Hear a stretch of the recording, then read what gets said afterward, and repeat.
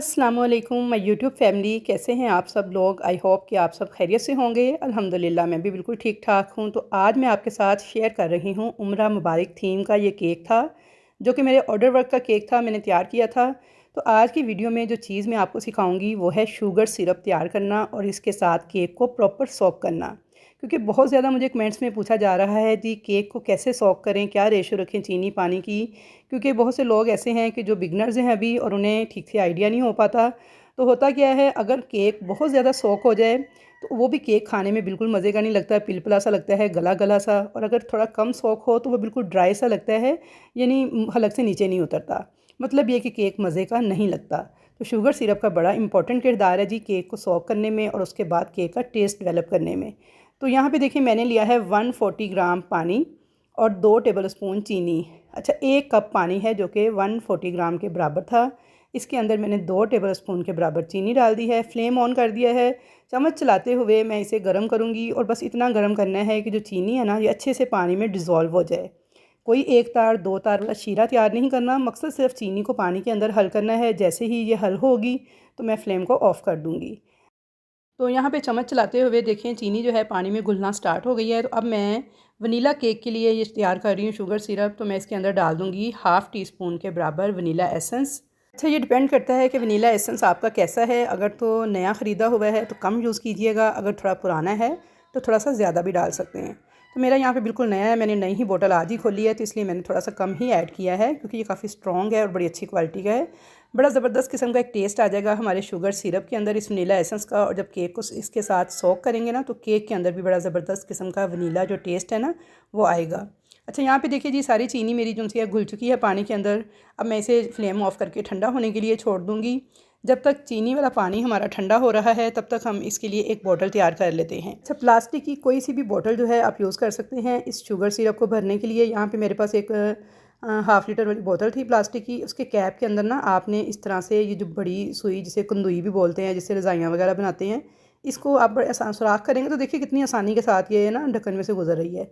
सुई नहीं, आपने इस तरह की कंदुई यूज़ करनी है, यानी बड़े साइज़ की जो होती है जिससे रज़ाई वगैरह भी बनाते हैं।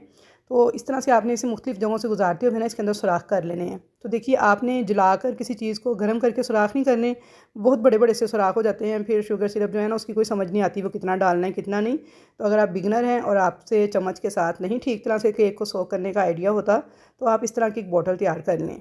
अच्छा, यहाँ पे देखिए जी सारे मैंने होल कर लिए थे इस ढक्कन के अंदर। अब मैंने शुगर सिरप को ना अच्छी तरह से पहले रूम टेम्परेचर पे ठंडा किया। उसके बाद मैंने इसे फ्रिज में रख के थोड़ी देर के लिए 15 से 20 मिनट अच्छे से ठंडा कर लिया था। इसको मैं भर लूँगी इस बोतल के अंदर। तो ये देखिए जी ये 2 पाउंड केक के लिए मैंने शुगर सिरप तैयार किया है। आप बिगनर्स हैं तो आप बोतल के ऊपर इस तरीके से ना निशान लगा लें कि 2 पाउंड के लिए आपने इतना शुगर सिरप तैयार करना है, 1 पाउंड केक के लिए इससे हाफ़ आपने करना है। तो परफेक्ट रेशो के साथ जब आप काम करेंगे ना पूरे नाप तोल के साथ, तो कभी भी आपका जो केक है वो ख़राब नहीं होगा। और शुगर सिरप बनाते वक्त या आपको केक को सोक करते वक्त कभी भी प्रॉब्लम नहीं होगी, कन्फ्यूजन नहीं होगी कितना डालना है कितना नहीं डालना। तो यहाँ पे देखिए 1 पाउंड केक के लिए उमूमन 50 ग्राम से लेकर 70 ग्राम तक हम जो शीरा है वो तैयार करते हैं, यानी शुगर सिरप। और 2 पाउंड केक को हम करते हैं 100 से लेकर 140 ग्राम तक, डिपेंड करता है आपने केक किस टाइप का बनाया है।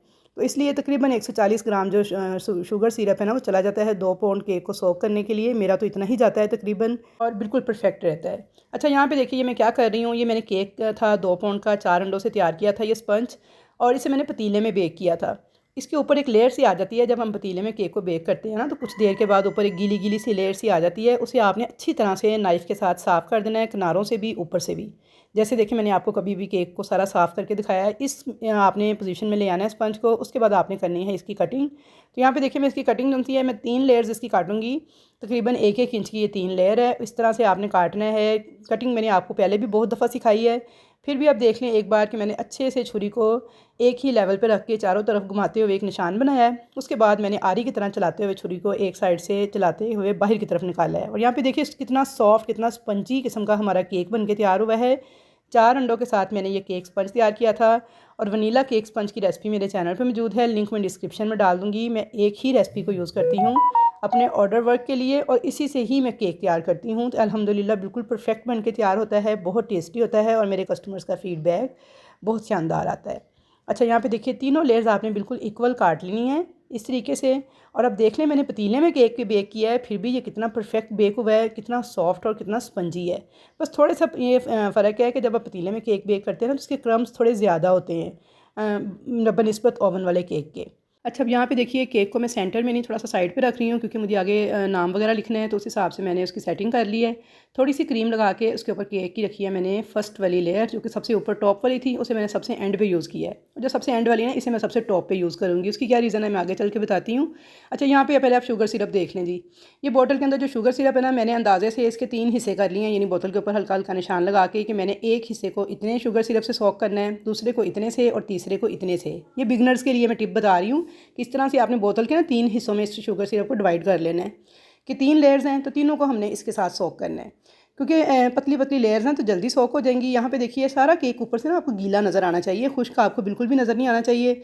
और उंगली से प्रेस करके आपने इस तरह हल्का सा देखना है, चेक करना है। ये देखिए हल्की सी नमी जो है ना मेरी उंगली पे फील हो रही है, यानी इतना आपने शुगर सिरप को इस्तेमाल करना है। इतना ज़्यादा नहीं करना कि आप उंगली से प्रेस करें तो केक टूट जाए या शुगर सिरप केक में से बहने लग जाए। इतना कम भी नहीं करना कि आप प्रेस करें तो आपकी उंगली को कुछ भी फील ना हो। तो बस आपने इतना इसको करना है।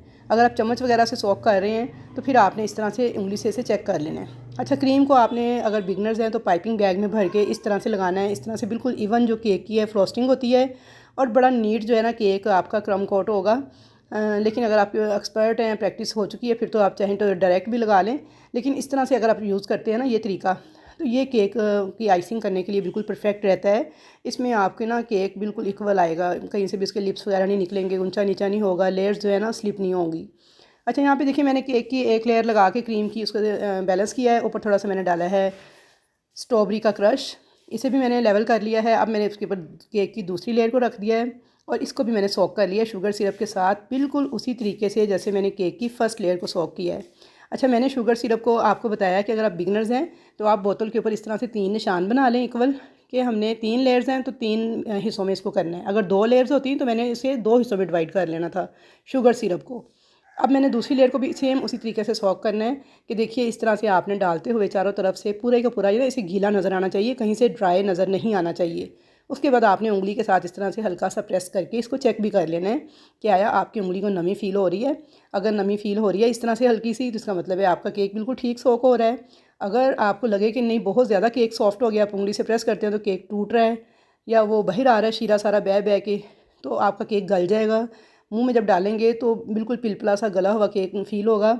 जितना मर्ज़ी आपने अच्छा स्पंज बेक किया हो, लेकिन खाने पे वो मज़े का नहीं लगेगा। अच्छा, यहाँ पे देखिए मैंने क्रीम लगा के ना थोड़ी थोड़ी किनारों पे भी लगाती जा रही हूँ। मैं कोई एक्स्ट्रा क्रीम नहीं लगा रही, वही क्रीम ही मैं थोड़ी थोड़ी लगा रही हूँ ताकि क्रम कोट भी साथ साथ ही होता जाए। तो आपने भी इसी तरह नीट नीट ही क्रम कोट करना है कि जो केक की लेयर्स हैं इनको इवन बिल्कुल बराबर आपने रख के तो फिर आपने क्रम कोटिंग करनी है। तो आपका जो केक है ना उसकी फ्रॉस्टिंग बड़ी नीट होगी, जो फाइनल रिज़ल्ट है ना इसका वो भी बड़ा शानदार होगा। मतलब कि जब आप इसका फ़ाइनल इसे फ्रॉस्टिंग करेंगे तो वो भी बिल्कुल इक्वल होगी। तो उसके लिए इसका क्रम कोट का भी नीट होना बहुत ज़रूरी है। यहाँ पे देखिए मैंने दूसरी लेयर को भी बिल्कुल इवन करके बिल्कुल लेवल किया है। किनारों पे भी मैंने साथ साथ क्रम कोट कर लिया है। अच्छा, क्रम कोट करने का मकसद ये होता है कि जितने भी केक के क्रम्स वगैरह उतर रहे हैं ना वो सारे क्रीम के साथ कवर हो जाएं। अगर आप इनको पहले से क्रम कोटिंग नहीं करेंगे केक की और डायरेक्ट इसके ऊपर फाइनल कोट करना स्टार्ट कर देंगे तो उससे क्या होगा, ये क्रम्स जो है ना फिर क्रीम के ऊपर नज़र आते हैं या क्रीम के साथ मिल जाते हैं, तो उससे केक की बड़ी ही रफ सी लुक आती है और बड़ा ही एक बैड सा इंप्रेशन आता है केक का। तो आपने हमेशा क्रम कोट करके केक को पूरी रात के लिए ना फ्रिज में रख देना है डब्बे में बंद करके। तो उससे क्या होता है जब आप इसे सुबह के टाइम या अगले दिन जब इस पर ठंडे केक के ऊपर जब फाइनल कोट करेंगे क्रीम का तो बड़ी नीट आपकी केक की आइसिंग होगी। अच्छा जी, बातें भी सुनते जाएं और साथ साथ आपने नज़र रखनी है मेरे हाथों पर। तो यहाँ पे देखिए मैंने केक की तीनों लेयर्स को एक के ऊपर एक करके स्टैक कर दिया है और मैंने इसे क्रम कोट कर दिया है। यहाँ पे देखिए कितना नीट मेरा क्रम कोट हुआ है कि मैंने साथ साथ सारे जो क्रम्स थे उनको भी कवर किया है, साइड वालों को, और ऊपर वाली भी जो लेयर थी उसके ऊपर थोड़ी सी क्रीम लगा के पतली सी एक लेयर लगा के क्रीम की आपने इस तरह से क्रम कोट करना है। अच्छा, क्रम कोटिंग के दौरान आपने जो बाहर की तरफ क्रीम लगानी है वो बहुत ज़्यादा नहीं लगानी, बस देखें थोड़ी थोड़ी क्रीम लगानी है कि जिससे सारे केक के जो किनारे वगैरह है ना ये कवर हो जाए अच्छी तरह से और क्रम्स वगैरह सारे इसके अंदर छुप जाएँ। तो बस यहाँ पे देखिए जी इतना ही नीट आपका क्रम कोट होना चाहिए कि देखिए बिल्कुल ऐसे लग रहा है जैसे केक जो है वो आइस हो चुका है, इस पर फाइनल आइसिंग हो चुकी है। हालांकि इसमें मैंने फाइनल कोट अभी करना है, ये सिर्फ मैंने थोड़ी थोड़ी क्रीम लगा के क्रम कोट किया है। अच्छी तरह से केक बोर्ड के किनारे वगैरह जो हैं आपने साफ़ कर लेने हैं। थोड़ा सा गीला कपड़ा लें, उसे आप पैलेट नाइफ़ के साथ लगा के तो इन किनारों को अच्छी तरह से साफ़ कर लें, क्योंकि जब ये क्रीम ड्राई हो जाती है ना तो फिर बाद में साफ़ नहीं होती और फिर केक बड़ा बुरा लगता है साइड से जो केक बोर्ड है। तो ये आपने साथ साथ ही इसे साफ़ कर लेना है। अब मैं इसको उठाऊँगी और फ्रिज में रख दूँगी रात भर के लिए। मैं अक्सर ऐसा ही करती हूँ, केक के ऊपर से शुगर सिरप से सोक करके क्रम कोट करके डब्बे में बंद करके फ्रिज में रख देती हूँ। रात सारी जब केक फ्रिज में पड़ा रहता है तो अगले दिन उसके ऊपर बड़ी आसानी के साथ फाइनल कोट हो जाता है और ठंडे केक के ऊपर बड़ी अच्छी तरह से क्रीम जो है ना जल्दी जल्दी सेट हो जाती है। तो यहाँ पे देखिए जी, आज अगले दिन की वीडियो मैं आपके साथ शेयर कर रही हूँ। केक को मैंने फिर दोबारा से निकाल लिया था सारी रात फ्रिज में रखने के बाद, क्रम कोट करने के बाद, और ये अगले दिन की वीडियो है, अगले दिन तकरीबन सुबह 11 बजे की। अब मैंने केक के ऊपर करनी है फाइनल आइसिंग। उसके लिए देखिए मैंने क्रीम को विप किया है। तो जब आपने क्रम कोट करना है ना, उस वक्त आपने क्रीम थोड़ी हार्ड विप करनी है, लेकिन जब फाइनल कोट करना है तो क्रीम को थोड़ा सॉफ्ट रखना है। ज़्यादा सारी क्रीम देखिए मैंने केक के ऊपर ऐड कर दी है। अब पैलेट नाइफ़ को जब मैं इस तरह से चला रही हूँ ना, बिल्कुल देखिए स्ट्रेट, तो इसका मतलब है मैं क्रीम को फैला रही हूँ। ये क्रीम को फैलाने के लिए स्टाइल में यूज़ होता है कि आपने पैलेट नाइफ़ के साथ इस तरह से क्रीम को फैलाना है कि केक के साथ आपकी नाइफ़ जो है ना वो टच ना हो, सिर्फ क्रीम के ऊपर मूव करे। तो यहाँ पे देखिए मैं फैलाते हुए उस क्रीम को किनारों की तरफ ले जा रही हूँ, क्योंकि जो एक्स्ट्रा क्रीम है उसे हमने इसके साथ किनारे भी सारे कवर करने हैं केक के। तो यहाँ पे देखिए जी, मैंने केक की जो क्रीम थी उसे इवनली फैला लिया है और इसी तरह से मैं करके अब इसे किनारों के साथ भी इस तरह से फैलाती जाऊँगी क्रीम को आगे की तरफ पैलेट नाइफ़ को चलाते हुए। जब मैं पैलेट नाइफ़ को इस तरह बिल्कुल सीधा रख के चला रही हूँ तो इसका मतलब है मैं क्रीम को फैला रही हूँ, इवन कर रही हूँ। और जब मैं इसको दूसरी तरह से चलाऊँगी तो इसका मतलब है मैं क्रीम को स्क्रैप करूँगी, यानी जो एक्स्ट्रा क्रीम है उसे उतारूँगी। अच्छा, यहाँ पे देखिए अभी मैंने क्रीम को फैलाने वाला सारा स्टेप मुकम्मल कर लिया है। अगर आप बिगनर्स हैं और आपसे इस तरह से क्रीम नहीं लेवल होती तो आप क्या करें, आप पाइपिंग बैग में भर के चारों तरफ से केक को कवर करें, ऊपर से भी कवर करें और फिर आप इसको फाइनल आइसिंग करें। तो अच्छा जी, यहाँ पे देखिए जी, अब मैं फाइनल आइसिंग के लिए इस तरह से पैलेट नाइफ़ को ना चलाऊँगी, यानी वर्टिकल खड़ा करके। अब मैं केक को ना ऊपर से बिल्कुल नीट कर रही हूँ और साथ साथ आपने टर्न टेबल को तेज़ी से घुमाते जाना है। अगर आप आहिस्ता भी घुमा रहे हैं ना तो आपने इसको रोक रोक के नहीं चलाना, बल्कि इसे चलाते जाना है, क्योंकि जैसे ही आप रोकेंगे ना, जहाँ से वहाँ से केक के ऊपर लाइन आ जाएगी। अब यहाँ पे देखें, जो स्क्रैपर मैं यूज़ कर रही हूँ इसे मैंने वर्टिकली बिल्कुल स्ट्रेट खड़ा कर लेना है आपने, बेस से लेके ऊपर तक। और जहाँ से देखिए नीचे नीचे से क्रीम थोड़ी नीचे ना लगी, वहाँ पहले मैंने क्रीम लगा ली है। एक दफ़ा मैंने चला दिया है स्क्रैपर, दूसरी बार मैंने क्रीम लगाने के बाद देखें बिल्कुल वर्टिकल रख के आपने टर्न टेबल को इस तरह से घुमाना है। चाहे आप आहिस्ता घुमाएं चाहे तेज़, लेकिन आपने रोकना नहीं है, बल्कि इसे घुमाते जाना है। तो टर्न टेबल का अच्छा होना भी बहुत ज़रूरी है केक की फ़ाइनल आइसिंग नीट करने के लिए। तो ये देखिए जी, कितनी नीट हमारे केक की आइसिंग हो गई है और जितनी भी एक्स्ट्रा क्रीम थी ना वो सारी ऊपर की तरफ चली गई है। किनारे पे आप देख सकते हैं ऊपर की तरफ जो क्रीम निकली है ना सारी, ये वो क्रीम है जो किनारे से एक्स्ट्रा थी और वो ऊपर की तरफ आ गई है। अब आपने क्या करना है, पैलेट नाइफ़ को इस तरह से किनारे से अंदर की तरफ लेके जाना है और हर बार आपने पैलेट नाइफ़ को साफ़ करते जाना है। तो ये देखिए जी, माशाल्लाह से केक हमारा नीट हो गया है। कितनी ज़बरदस्त, कितनी परफेक्ट आइसिंग हो गई है इसकी। और सिर्फ मुझे 10 से 12 मिनट लगे हैं इस केक को टोटल आइस करते हुए, क्योंकि क्रम कोट करने के बाद जब मैंने इसे फ्रिज में रखा था सारी रात के लिए तो केक बड़ी अच्छी तरह से ठंडा हो चुका था, सेट हो चुका था। अब इसके ऊपर क्रीम जो है बहुत ही ज़बरदस्त किस्म की फ्लेक्सिबल लग रही थी, बिल्कुल स्मूथली देखिए मेरी नाइफ़ जो है मूव कर रही थी। एक तो उसके लिए केक का ठंडा होना ज़रूरी है, उसकी जो आपने क्रम कोटिंग की थी वो करके केक को नीट करना बहुत ज़रूरी है। दूसरा इसके लिए ये भी बड़ा ज़रूरी है कि क्रीम आपकी सॉफ्ट विप हो, हार्ड विप नहीं करना आपने। फाइनल आइसिंग करते वक्त क्रीम को हमेशा सॉफ्ट विप करना है। अच्छा, यहाँ पे ना केक बोर्ड जो है ना, मेरे पास वाइट कलर का नहीं था, लेकिन कस्टमर ने मुझे कहा था जी वाइट कलर का केक बोर्ड चाहिए, तो वाइट मेरे ख़त्म हो चुके थे। तो मैंने उनसे कहा कि ठीक है, मैं इसे, उन्होंने कहा क्रीम के साथ आप कवर करके ना इसे वाइट कलर की लुक दीजिएगा, क्योंकि जो थीम उन्होंने मुझे दिया था उसके अंदर केक नीचे से सारी बेस जो है ना वाइट थी, यानी केक बोर्ड की। तो मैं अब यहाँ पे क्रीम लगा के केक बोर्ड के ऊपर तो इसको वाइट टच दे रही हूँ। तो यहाँ पे देखिए जी, हमारे केक की फ़ाइनल आइसिंग हो गई थी, केक बिल्कुल कंप्लीट था। जब कस्टमर ने मुझे कॉल की कि हम केक लेने के लिए आ रहे हैं, तो मैंने क्या किया, इसके लिए जो टॉपर्स रेडी किए थे, यहाँ पे देखिए मैंने जाइनमाज तस्बीह और ये तैयार की थी फॉन्डेंट की मदद से। अच्छा, इसकी मैं वीडियो इंशाल्लाह ताला नेक्स्ट आपको दिखाऊंगी कि मैंने कैसे इनको तैयार किया था। फॉन्डेंट टॉपर्स बनाने की जो वीडियो पहले भी मैं बहुत दफ़ा आपको बता चुकी हूँ, तो अब मैं आपको इंशाल्लाह ताला दोबारा सिखा दूँगी कि तस्बीह और जाइनमाज मैंने कैसे तैयार किया था। यहाँ पे आप पहले देखें। अच्छा, ये गोल्डन डस्ट है, बेक हाउस से मैंने मंगवाई है। आपने अच्छी क्वालिटी वाली गोल्डन डस्ट यूज़ करनी है। और इसके बाद आपने क्या करना है, इसको थोड़े से ऑयल के अंदर ना 4 से 5 कुकिंग ऑयल के ड्रॉप्स डाल के अच्छे से मिक्स कर लेना है। ये ड्राई पाउडर की शक्ल में होती है। उसके बाद देखिए मैंने यहाँ पे ब्रश लिया है बारीक वाला और इसके साथ मैं केक के किनारे के ऊपर ना इस तरह से बॉर्डर ड्रॉ कर रही हूँ। अच्छा, जो कस्टमर ने मुझे पिक्चर सेंड की थी ना, उसमें केक मुझे इतना नीट नहीं लग रहा था और उसकी मुझे बड़ी रफ सी लुक ला रही थी। उन्होंने कहा था ये हमने लास्ट ईयर तैयार करवाया था किसी और बेकर से, तो आप थोड़ा सा इससे ज़रा नीट तैयार कीजिएगा। तो ये देखिए जो मैंने केक तैयार किया है ना, इसकी और उसकी लुक में कितना फ़र्क होगा, ये मैं आपको एंड पे कस्टमर वाली पिक्चर भी शेयर करूँगी आपके साथ। तो आप देखिएगा कितना फ़र्क है नीटनेस का। तो नीटनेस ज़रूर होनी चाहिए आपके केक के अंदर।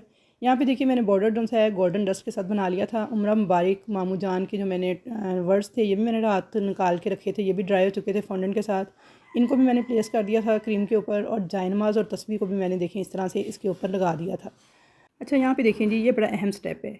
अब यहाँ पे देखिए मैंने थोड़ा सा कुकिंग ऑयल जो है ना ब्रश के साथ लगाया है, और मैं टॉपर के ऊपर ना इस तरह से पेंट कर रही हूँ, यानी ऑयल सिर्फ लगा रही हूँ। वो इसलिए कि थोड़ा सा जो कॉर्नफ्लोर वगैरह लगा हुआ था ना वाइट वाइट सा, वो अच्छी लुक नहीं दे रहा था। तो इस तरह से थोड़ा हल्का हल्का ऑयल लगाने से इसमें टॉपर्स में एक अच्छी सी शाइन आ जाती है। तो ये दी थी केक की फाइनल लुक। अब मैं आपको दिखा दूँगा कस्टमर की पिक्चर जो कि उसने मुझे शेयर की थी। तो ये देखें, ये वाली है। अब देख सकते इतना रफ सा जाइनमाज बना हुआ है, रफ सी लुक आ रही है केक की, लेकिन उसकी निस्बत अब मेरा केक देखें माशाल्लाह से कितना नीट बन के तैयार हुआ है। तो बॉर्डर के साथ ना केक को 4 चांद लग जाते हैं, इसलिए आप केक के ऊपर बॉर्डर ज़रूर बनाया करें। अगर क्रीम के साथ पॉसिबल ना हो तो इस तरह से गोल्डन डस्ट के साथ भी बॉर्डर बहुत खूबसूरत लगता है, क्योंकि इसमें गोल्डन कम्बिनेशन था। अगर इसमें सिल्वर का होता तो मैंने सिल्वर डस्ट के साथ बना देना था। और यहाँ पे आप केक को किनारे भी देख सकते हैं कितने ज़बरदस्त और नीट हैं। ऊपर से भी देख लें, मैंने आपको चारों तरफ से केक की सारी लुक्स उनसे चेक करवा दी है। तो अल्हम्दुलिल्लाह मेरे कस्टमर का फ़ीडबैक भी बहुत ज़बरदस्त आया था। तो आई होप व्यूवर्स कि आपको मेरी आज की ये वीडियो बहुत ज़्यादा पसंद आएगी। वीडियो अगर पसंद आए तो आपने लाइक करना है, शेयर करना है, ज़्यादा से ज़्यादा इसको दूसरे लोगों के साथ, और कमेंट्स करने हैं अच्छे अच्छे से, और मुझे बताना है कि कैसी लगी आपको मेरी ये वीडियो, और नेक्स्ट आप किस तरह की वीडियोज़ देखना चाहते हैं। तो इंशाल्लाह ताला मुलाकात होगी आपके साथ एक अच्छी नई रेसिपी के साथ। तब तक के लिए अल्लाह हाफिज़।